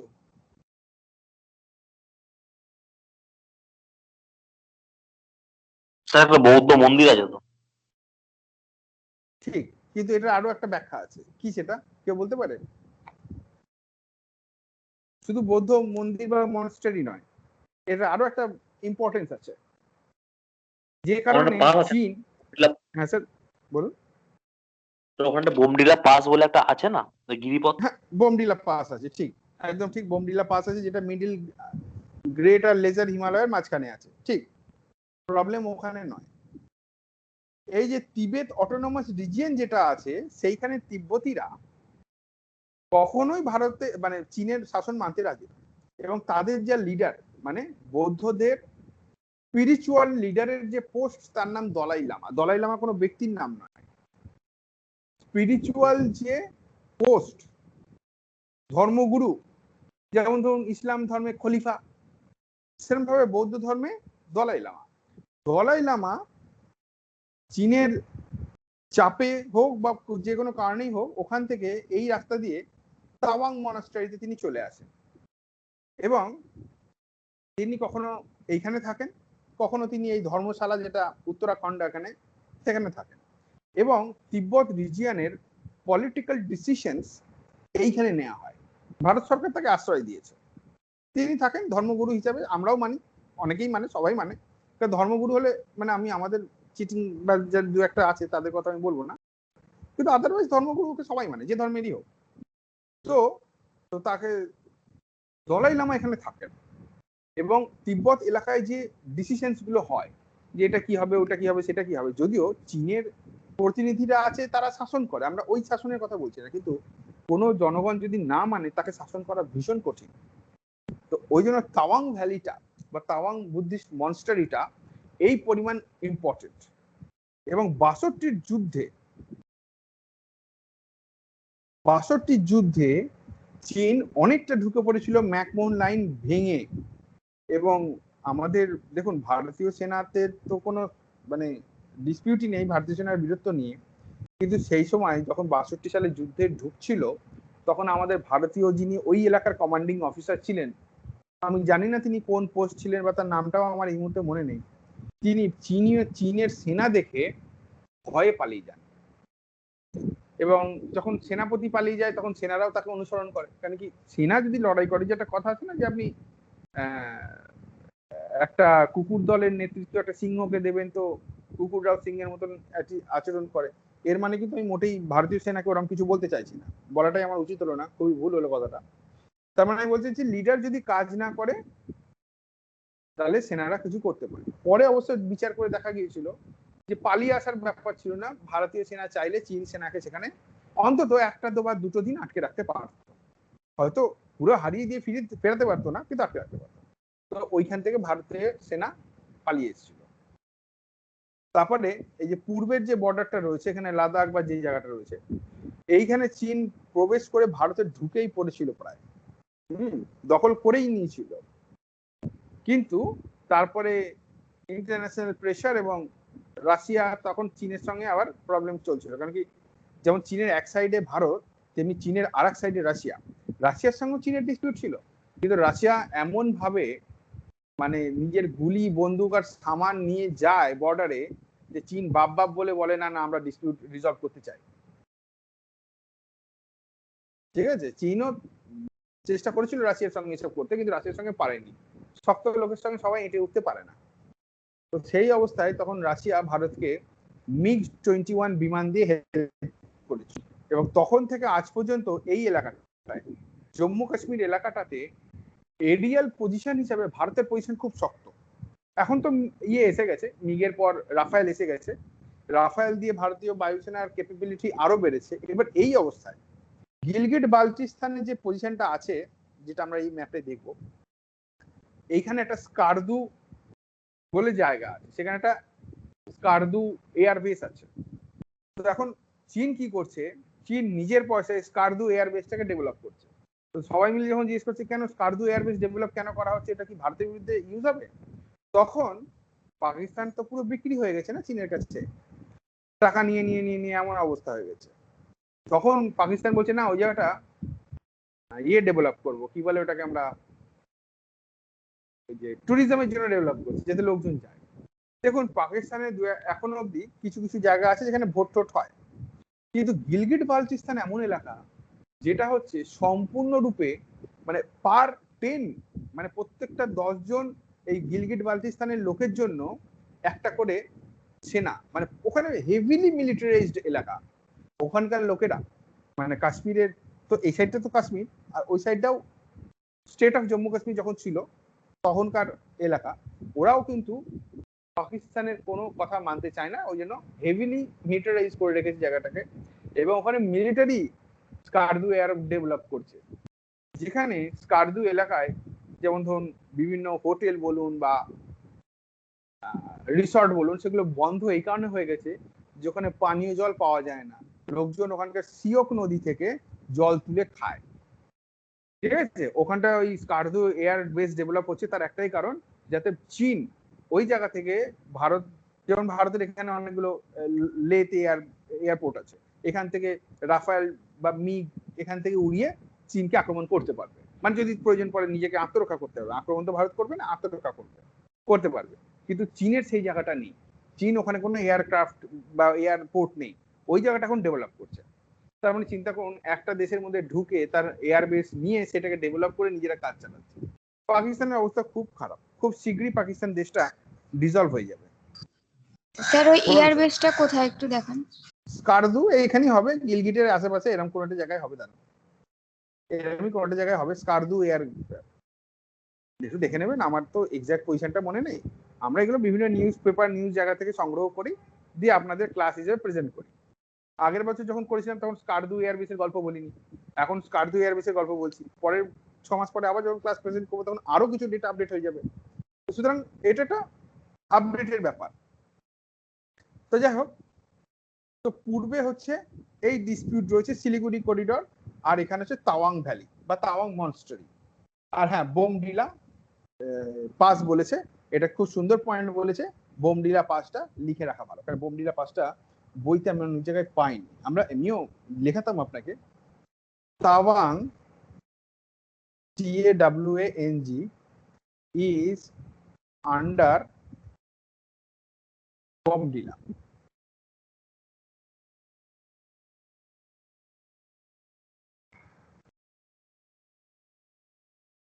মিডিল, গ্রেট, লেজার, এই তিনটে হিমালয় পাস এটা। এমনি তো আপনি জানেন সিকিমে আছে নাথুলা, জেলেপলা, জম্মু কাশ্মীরে যেগুলো আছে, কিছু কিছু নাম কিন্তু আপনাকে জানতে হবে। WBCS এও আসবে, আর ইউপিএসসি তেও একটা দুটো জিজ্ঞেস করে বসতে পারে, যদি ইউপিএসসি তে জিজ্ঞেস করে না।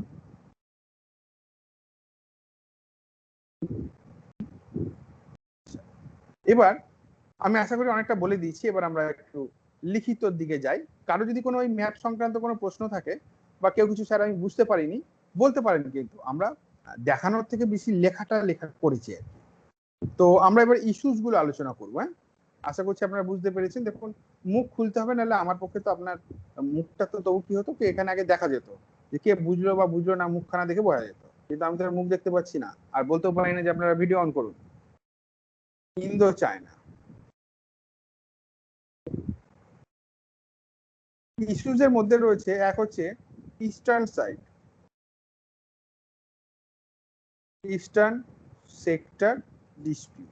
এবারে রেকর্ডেড থাকবে, কারোর মনে হলো কিছু লেখা হলো না, তাহলে রেকর্ড থেকে শুনে আরেকবার লিখে নেবেন। এটা চীন বলছে কি, ওয়ান্টস রিনেগোশিয়েট। রিনেগোশিয়েট মানেটা কি? এই যে ইস্টার্ন বর্ডার যেটা রয়েছে, বলছে যে না, আমরা এই ভুটানের এই ডোকলামটা আমরা আরো একবার আলোচনার মাধ্যমে ভারত সেখান থেকে সরে যাবে। হ্যাঁ, এটা চীন আর ভুটানের মধ্যে আলোচনা হবে। বা ধরুন এই যে ব্রহ্মপুত্র নদীটা যেখান দিয়ে এসছে, বা অরুণাচল প্রদেশ যে জায়গাটা ডিসপিউট মানে কি, ম্যাকমোহন লাইন ডিসপিউটেড বর্ডার, তার কথাটার মানে হচ্ছে যে এই জায়গাটা চীন দখল করে রেখেছে, ভারত বলছে না ওটা আমারই এলাকা। চীন কিন্তু দখল করে নিয়েছিল অরুণাচল প্রদেশ এই 62 সময়, আর যখন ছাড়ে সেটা খুব কম পরিমাণ ছাড়ে, মানে মানে খুব কম পরিমাণ রাখে, কিন্তু অধিকাংশ ছেড়ে দেয়।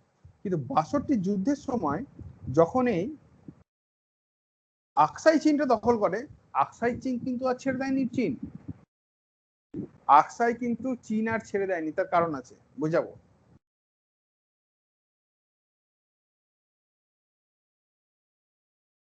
শেষের দিকে বোঝাবো। রিনেগোশিয়েট মানে বুঝতেই পারছেন যে ওই জায়গাগুলোকে আরো আবার চীন চাইছে যে আলোচনা করে একটা সফল মেকানিজমে আসুক। ইস্টার্ন সাইড নিয়ে চীনের অত মাথা ব্যথা নেই। ভারত চীনের যে ওয়েস্টার্ন বর্ডার, ওইটা হচ্ছে চীনের মেন ভেক্স পয়েন্ট, যেটা নিয়ে সমস্যা। তারপর হচ্ছে Doklam plateau.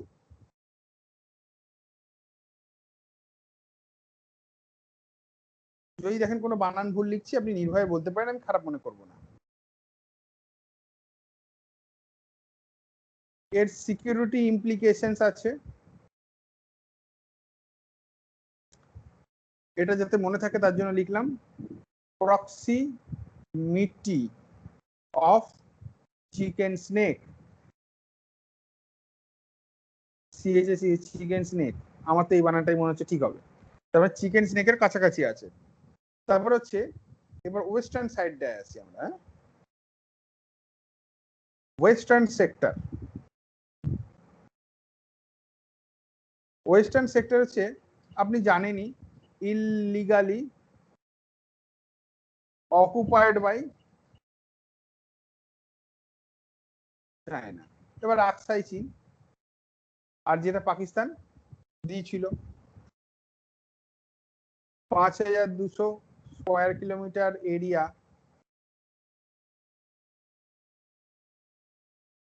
Of Indian territory. হাতে লেখাটা আজকাল যেরকম ভয়ঙ্কর হয়ে যাচ্ছে, অফ ইন্ডিয়ান টেরিটরি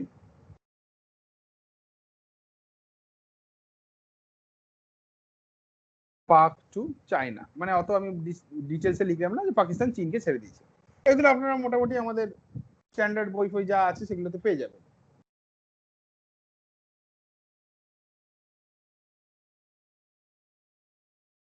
এটা কালি চেঞ্জ করি। de facto মানে কার্যকরী, line is known as line of actual control, LOAC। তারপরে হচ্ছে মানে এটা তো তিনটে ইস্যু হলো।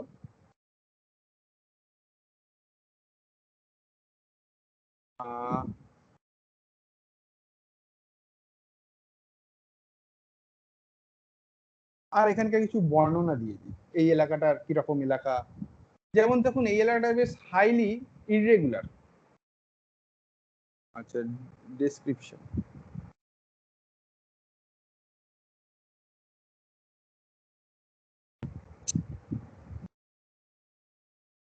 হাইলি ইররেগুলার মানে কোনো সমতল ভূমি নেই, উঁচু নিচু এই সমস্ত।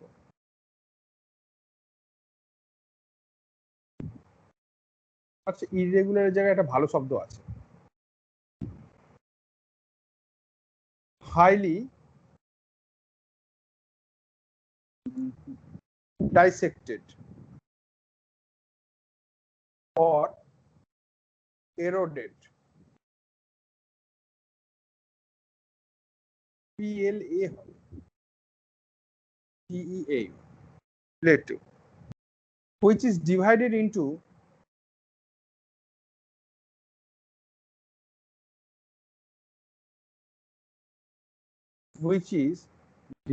into numerous plains,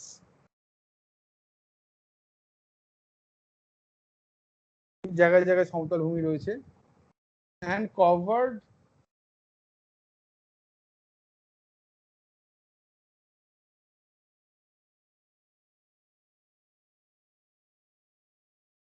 by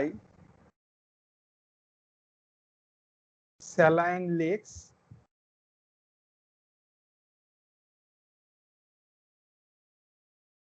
drained by river Shyok.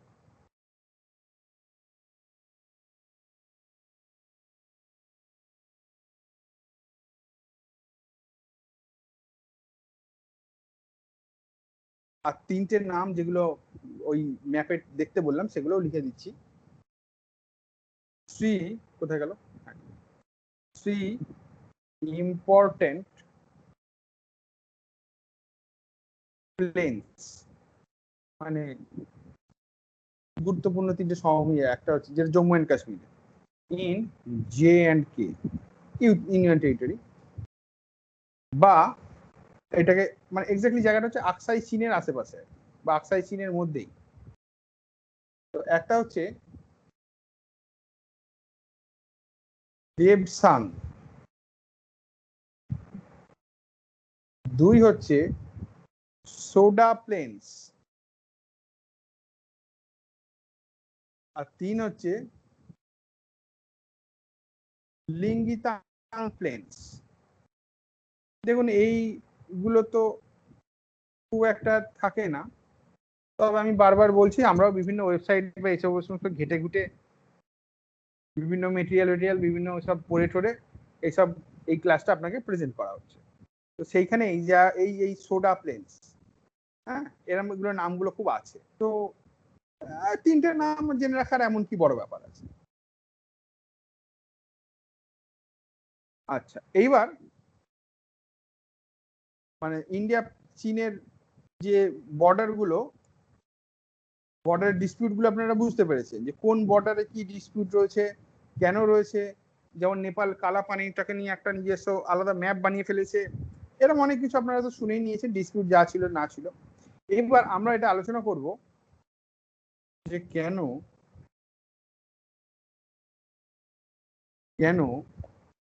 এই কি বলে, আচ্ছা আরেকটা জিনিস এখানে বলা হলো না, ডোকলাম হচ্ছে নো ম্যানস ল্যান্ড। ডোকলাম লিখে নিয়ে নাহলে পরে ভুলে যাবে।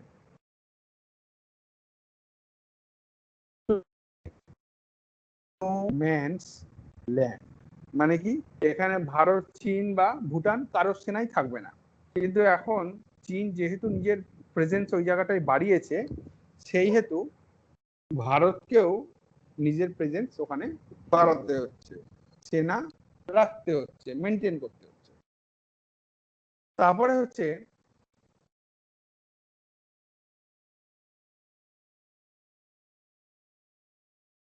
এমপি ত্যাগীর নাম কেউ শুনেছে?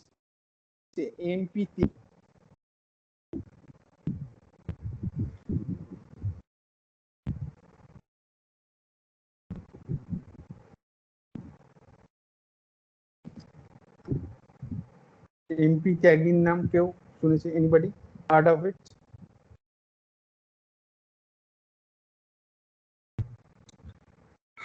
আচ্ছা, তার আগে আমাদের একটা জিনিস দেখতে হবে, সেটা হচ্ছে ম্যাপ। World map. তো চলুন আমরা ম্যাপেই যাই, কারণ এখানে ডাইরেক্ট ম্যাপ ছাড়া কোনো গতি নেই। আচ্ছা, কারো শব্দ শুনতে অসুবিধা, কেউ বুঝতে পারছে না, কেটে যাচ্ছে, এরকম কিছু হচ্ছে না তো?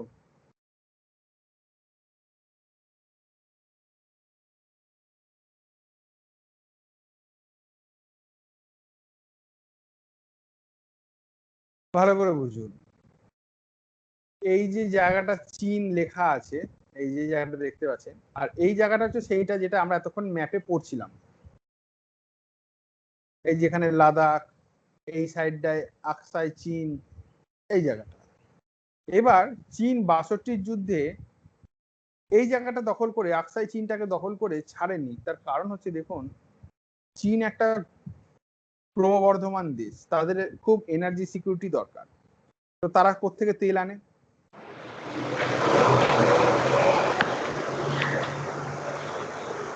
কেউ কিছু বলতে চাইছে?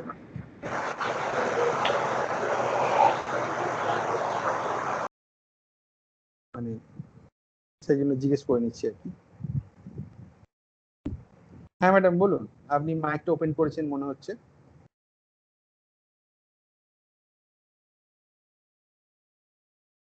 ঠিক আছে, আপনার যখন মনে হবে বলবেন।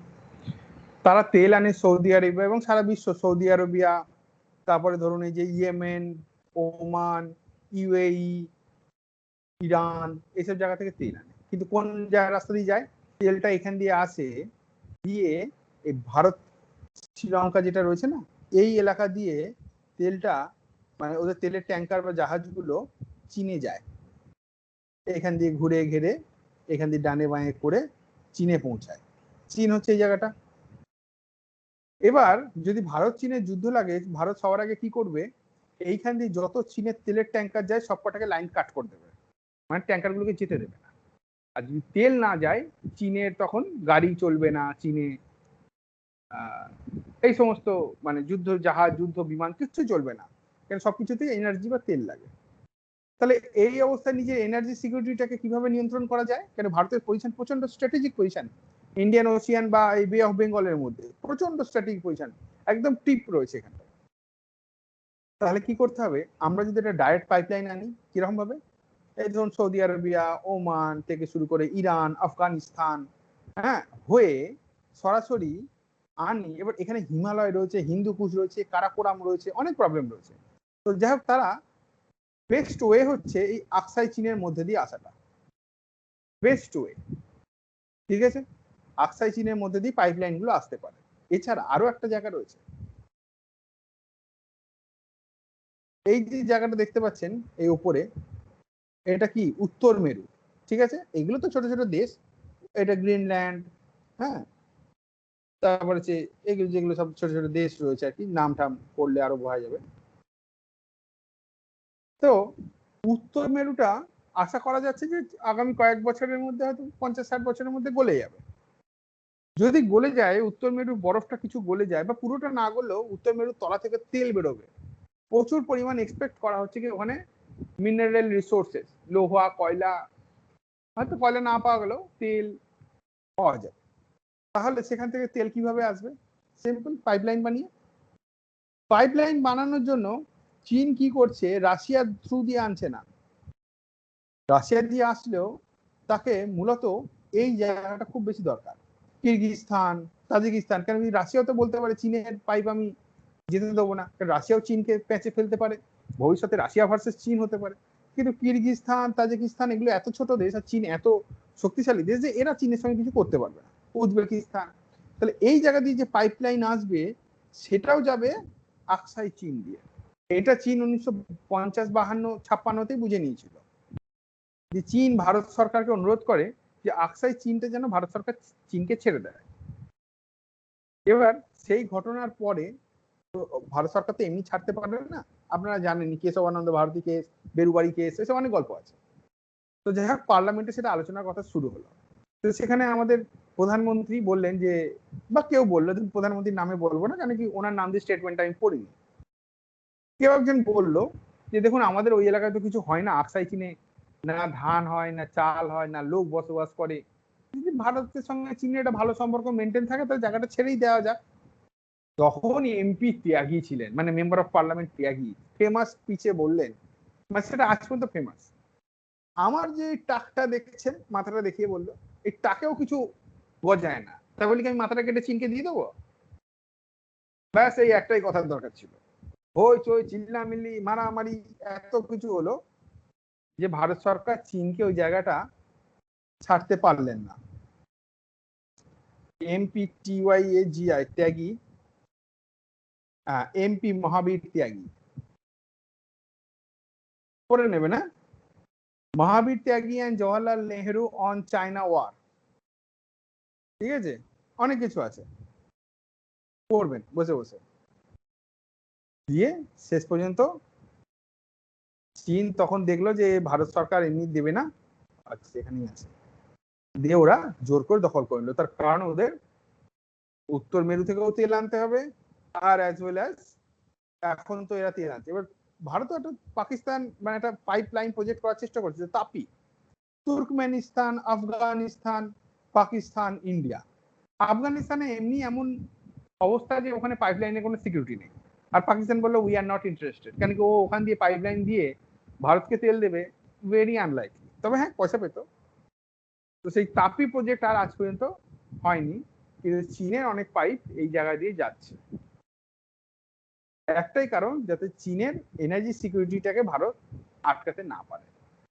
যদিও চীন সেই কারণে এইখানটায়, এই জায়গাটাকে বলে হাম্বানতোতা পোর্ট, কলম্বোর এই সাইডটায় আছে, এইখানে একটা নিউক্লিয়ার পাওয়ার সাবমেরিন রাখা যায়, এরকম কিছু সাবমেরিন নিয়ে একটা মানে চীনের নেভাল পোর্ট এখানে গঠন করা হয়েছে।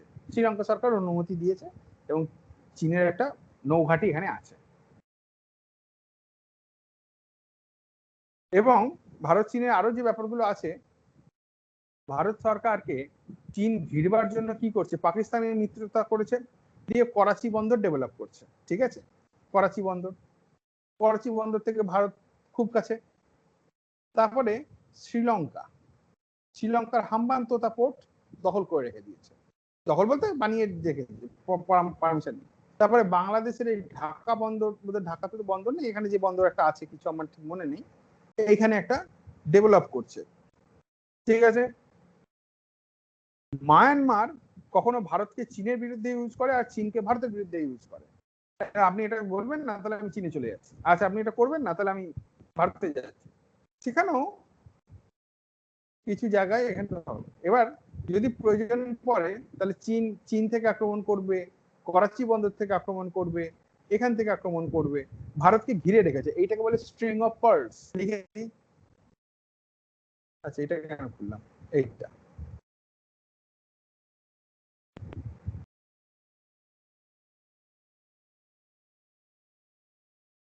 স্ট্রিং অফ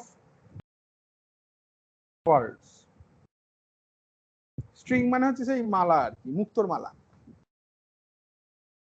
ভারতও ছাড়েনি, ভারতও ব্যাপারটা বুঝে। আচ্ছা আমি বারবার এটা করছি। ভারত তখন কি করেছে, ভারত তখন চীনের এপাশে দেখুন মঙ্গোলিয়া রয়েছে, মঙ্গোলিয়াটা একদম চীনের মতনই দেখতে, কিন্তু ওটা আলাদা কালচার। তখন মঙ্গোলিয়ার সঙ্গে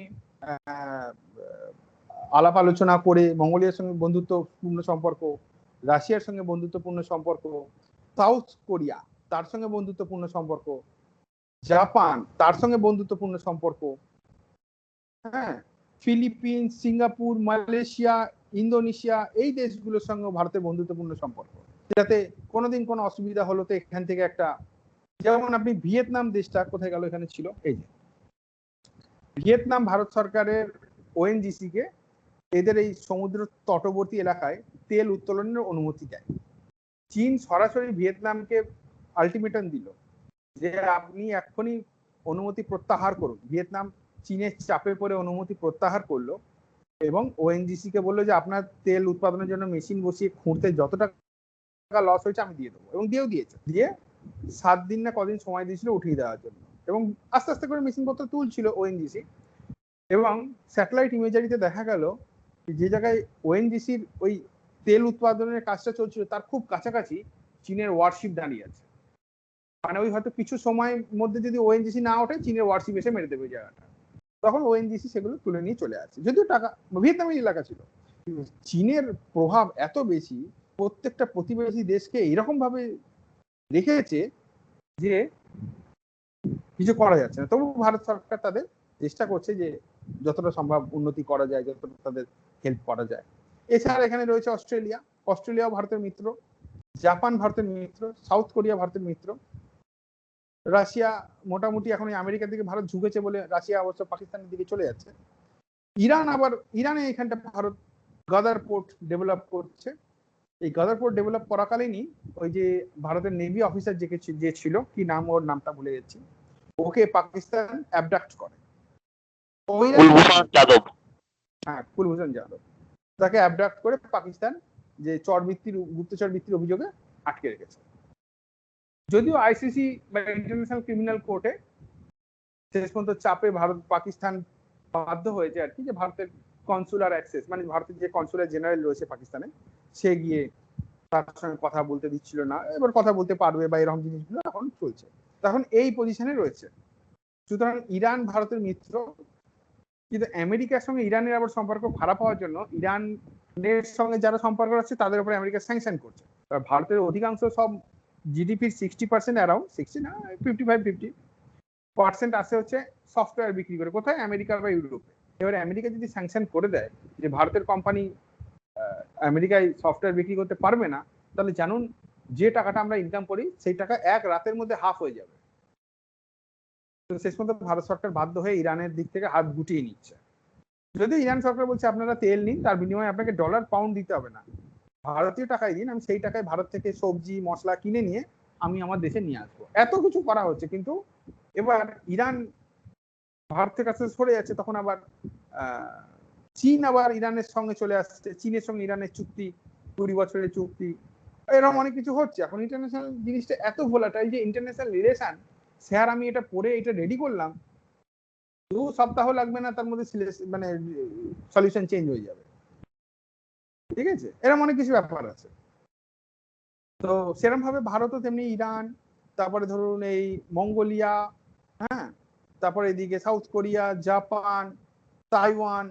যদিও তাইওয়ানকে চীন বলে যে আমারই অংশ, তাইওয়ান বলে না, আমি মানি না। একটা হচ্ছে, দুটো ভার্সন আছে, একটা হচ্ছে পিপলস রিপাবলিক অফ চায়না, আর আরেকটা কি ধরনের চায়না। এবার সারা বিশ্ব জুড়ে মানে চীনের মধ্যে দুটো দল আছে, যেমন ধরুন আমাদের ভারতবর্ষ। এবার আমাদের ভারতবর্ষে কে ক্ষমতায় বসবে না, যে ভোটে জিতবে, ঠিক আছে, তখন অপর পক্ষ যে আছে সে তখন চুপ করে থাকে যে ঠিক আছে পরের বার ভোট আসলে আমরাও দাঁড়াবো। কিন্তু চীনে দুপক্ষ ক্লেম করলো তারাই সরকার। ভারত সহ অন্যান্য ইন্টারন্যাশনাল দেশ তারা পিপলস রিপাবলিক অফ চায়নাকে স্বীকৃতি দিল। আর একটা যে দল, তারা চীনের দল বলে ইয়ে করছিল যে আমরা চীনের সরকার, তাদেরকেও স্বীকৃতি দিল না। তার ফলে তাদের সরকারটা আর তৈরি হলো না। সে 50-52 কথা বলছে তখন সময় থেকে। তো পিআরসি তখন থেকে গঠন। আর তাইওয়ান বলছে না আমরা চীনের অংশ নই, আমরা আলাদা নেশন স্টেট। হ্যাঁ, তো শেষ পর্যন্ত কি হয়, চীন মাঝে মাঝে এয়ারপ্লেন এর উপর দিয়ে একবার করে চালিয়ে দেয়, যুদ্ধ জাহাজ দিয়ে ঘিরে রাখে, যাতে একটা দিন তাইওয়ানকে দখল করেই নেবে চীন। ব্যাস, শুধু দেখবার সময় বাকি আছে। তো এইখানে খুব বেশি বাড়াবাড়ি করছিল বলে ডোনাল্ড ট্রাম্প আমেরিকা যখন রাষ্ট্রপতি ছিলেন তখন তিনি কিছু ওয়ারশিপ এই এলাকায় পাঠিয়ে দিয়েছিলেন, আর যদি তাইওয়ানের দিকে হাত বাড়িয়েছে তো আমি ছাড়বো না। কেন কি আজকে যদি তাইওয়ান দখল করে, কালকে ফিলিপিন্স দখল করবে, তারপরের দিন ইন্দোনেশিয়া, এইভাবে কি হবে, এই ছোট ছোট দেশগুলো পুরো হারিয়ে যাবে মার্কেট থেকে। পুরো কে চলে আসবে? চীনই সব জায়গায় চলে আসবে। এই হচ্ছে ব্যাপার। তো আমাদের ভারত চীনের এই রিলেশনশিপ বা চীনের এই পজিশন রয়েছে, যেগুলো আমরা আস্তে আস্তে বিভিন্ন আদারওয়াইজ ক্লাসে বিভিন্ন ইস্যু চীনের ব্যাপার, যেমন ধরুন এই জায়গাটা, যেমন ইন্টারন্যাশনাল লেভেলে কি বলা হচ্ছে, ইন্টারন্যাশনাল লেভেলে পাকিস্তান কি প্রোপাগান্ডা চালায়। পাকিস্তান বলছে যে জম্মু অ্যান্ড কাশ্মীরের জনগণকে ভারত অত্যাচার করছে, জম্মু অ্যান্ড কাশ্মীরের জনগণ মুসলিম, তারা অত্যাচারিত হচ্ছে ভারতীয় সেনার দ্বারা, সেখানে ভারতকে ছেড়ে দেওয়া উচিত। কিন্তু চীনে উইগুর সম্প্রদায় আছে, উইগুর সম্প্রদায় কোথায় আছে? চীনে উইগুর সম্প্রদায় এই সাইডটায় আছে, এই সাইডটায়, ঠিক আছে, এই জায়গাটা। উইগুর হচ্ছে চীনে চাইনিজ মুসলিম আর কি, ওরাও চীনেই বড় হয়েছে, চাইনিজ ভাষা বলে, কিন্তু রোজা রাখা, রমজান রাখা, রমজান মাস এগুলো সব করতো কেন? তার কারণ চীন বলছে ওয়ান চায়না পলিসি, যেটাকে বলে হান চায়না, HAN, হান। হান হচ্ছে ওদের দেশের, যেমন ধরুন হিন্দু সংখ্যাগরিষ্ঠ, হান সংখ্যাগরিষ্ঠ চীনে। ওরা বলছে যে আমরা কোনো অন্যরকম বিবিধতা রাখবোই না, যেমন ভারতে কি তামিল, তেলেগু, বাঙালি, মারাঠি, চীনে বলছে ওইসব কোনো বিবিধতা আমরা রাখবোই না, আমরা একটাই চায়না থাকবে, সেটা হচ্ছে ওয়ান চায়না পলিসি, বা সেটাকে ওদের ভাষায় বলে হান চায়না পলিসি। হান চায়না পলিসির মধ্যে হচ্ছে ওখানে মুসলিম টুসলিম কিচ্ছু রাখা হবে না, ওখানে মসজিদগুলোকে ভেঙে গুঁড়িয়ে দেওয়া হচ্ছে। ওখানকার মুসলিম যারা ধরুন রমজান পালন করেন, রোজা রাখেন, তাদেরকে ধরে নিয়ে কনসেন্ট্রেশন ক্যাম্পে ভরে তাদের ব্রেন ওয়াশ করা হচ্ছে। ব্রেন ওয়াশ করে ছোট ছোট মুসলিম শিশুদের বাবা মায়ের থেকে আলাদা সরিয়ে নিয়ে ব্রেন ওয়াশ করে পুরো ইসলামিক সংস্কৃতিটাকেই মুছে দিচ্ছে। সে বিষয়ে পাকিস্তান একটা কথা বলবে না, তখন মুখে পুরো ওরা কুলু পেটে ফেলে, তখন ওই চাইনিজ মুসলিমদের জন্য তাদের মন কাঁদে না। আপনি আমার কথা বিশ্বাস করার দরকার নেই, আচ্ছা আপনি দেখুন, আমি আপনাকে দেখাই গুগলের প্রাইভেট পলিসি যা আসছে। দেখুন উইগুর মুসলিম, ঠিক আছে, এই দেখুন উইগুর মুসলিম ক্যাম্পস, আমাকে লিখতেও হবে না, এই হচ্ছে সেই চীনের মুসলিমদের অবস্থা। আমাদের ভারতের লোকজন বলে যে ভারত সরকার কি বলে, সহনশীল নয়, টলারেন্স ভারতে নেই। কি জিনিস মুসলিমদের উপরে হচ্ছে এইটা দেখার পরে আর আপনার এই যে ইসলাম, কিন্তু মুখে চাইনিজ ছাপ, এই দেখুন এইভাবে তাদের মেরে ধরে কনসেন্ট্রেশন ক্যাম্পে নিয়ে যাওয়া হচ্ছে, মানে মাথা থেকে পুরো মুসলিম সংস্কৃতি মুছে দেবে ওরা চীন থেকে। এই যে দেখছেন, এরা সব চাইনিজ মুসলিম জেলের মধ্যে ভরে রেখেছে। এই দেখুন চায়না দা উইগুরস, আপনি সার্চ করবেন ইন্টারনেটে, অনেক ভিডিও পাবেন, বুঝে গেল? এই হচ্ছে সেই কনসেন্ট্রেশন ক্যাম্পগুলো। সেই আছে না, সেই ব্রেন ওয়াশ করা হতো, দড়ি ধরে মারোটান, তার আগে যেটা ছিল সে রাজা ব্রেন ওয়াশ করে দিত জনগণের, যাতে বিরোধিতা না হয়। এই হচ্ছে সেই ব্যাপার। তো যাই হোক, এইসব অনেক কিছু আছে, আমরা আস্তে আস্তে বিভিন্ন ক্লাসে বিভিন্ন সময় আলোচনা করব। তো আজকের ক্লাস এখানেই শেষ, কারো কোনো প্রশ্ন থাকলে জিজ্ঞাসা করতে পারেন। হ্যাঁ, ভিডিও রেকর্ডিংটা স্টপ করে দিচ্ছি। আশা করছি বোঝাতে পেরেছি ভারত চীনের সম্পর্ক, স্ট্রিং অফ পার্লস, ভারতের নীতিটাও।